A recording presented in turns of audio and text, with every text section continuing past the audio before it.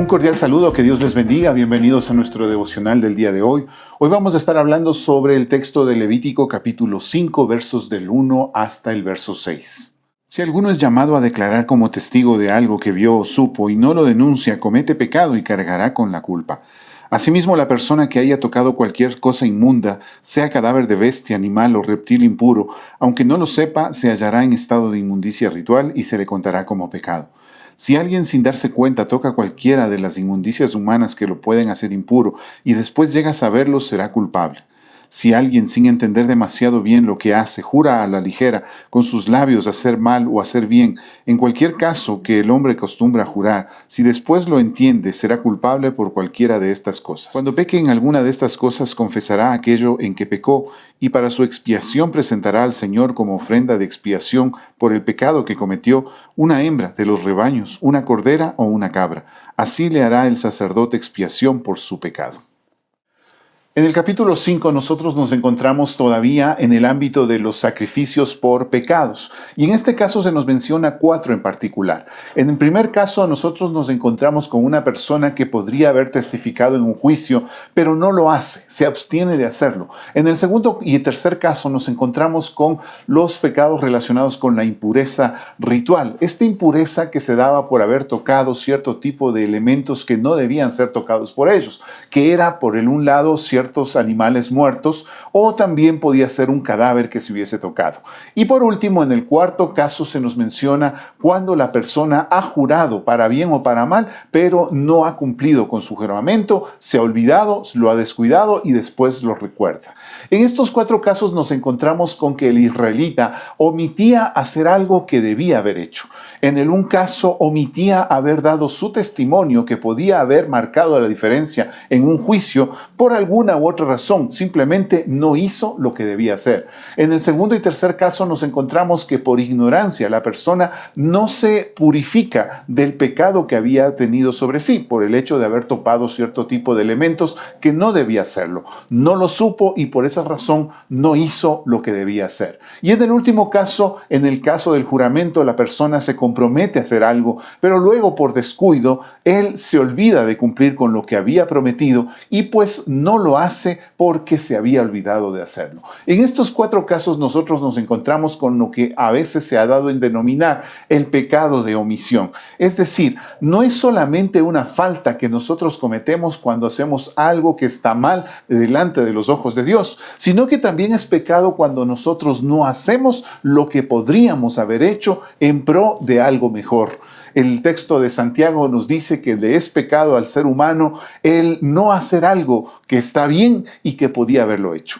Y en este caso pues nos encontramos con esa idea, el pecado de omisión. Nosotros podemos ser unos muy buenos cristianos a nuestro parecer porque no robamos, pero sin embargo estamos aceptando coimas. Y en ese sentido pues estamos cometiendo un pecado de omisión, porque lo que deberíamos haber hecho es decir no a ese tipo de beneficios que nos pueden estar queriendo dar. De igual manera puede ser que yo sea una persona que no miente, pero de todas maneras está metido en los chismes, escucha el chisme, aun cuando no está ahí haciendo o transmitiendo el chisme, lo está escuchando. Y en este sentido también estoy pecando por pecado de omisión.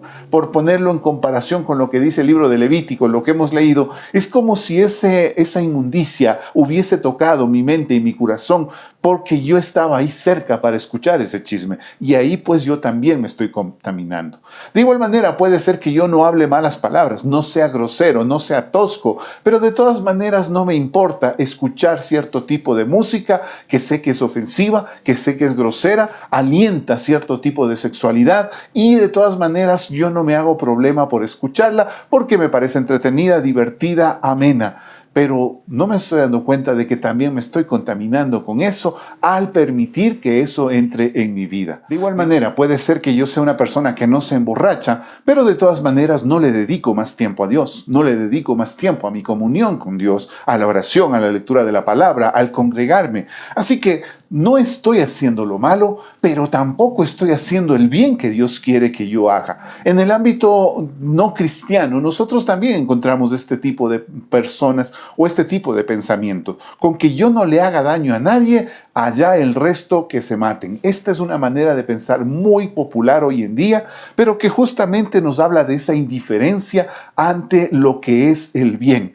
Y si nadie quiere hacer el bien y todos comienzan solamente a buscar aquellos huecos por los cuales puedo sortear la ley, pues en ese momento nuestra sociedad comienza a corromperse, porque todos no hacen lo que es correcto, simplemente evitan hacer aquello en lo que pueden ser sorprendidos. Esto pues termina siendo la descomposición de una nación.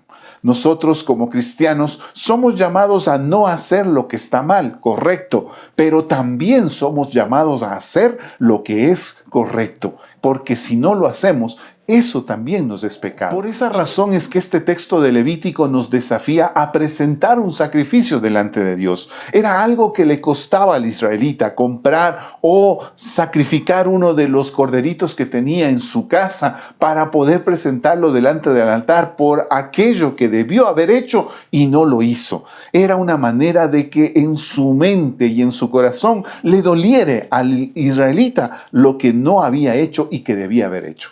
Hoy en día nosotros no cumplimos con esta serie de sacrificios o de ritos, pero de todas maneras en mi mente y en mi corazón debería estar muy presente cada vez que yo podía haber hecho el bien y no lo hice, porque eso también me es pecado. Yo te animo a que puedas cumplir con la voluntad de Dios, no solamente en aquello que no debes hacer, sino también en aquello que Dios te manda a hacer de mejor manera, a marcar la diferencia en la sociedad donde Dios te ha plantado.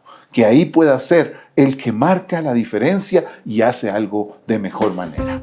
Que Dios te bendiga.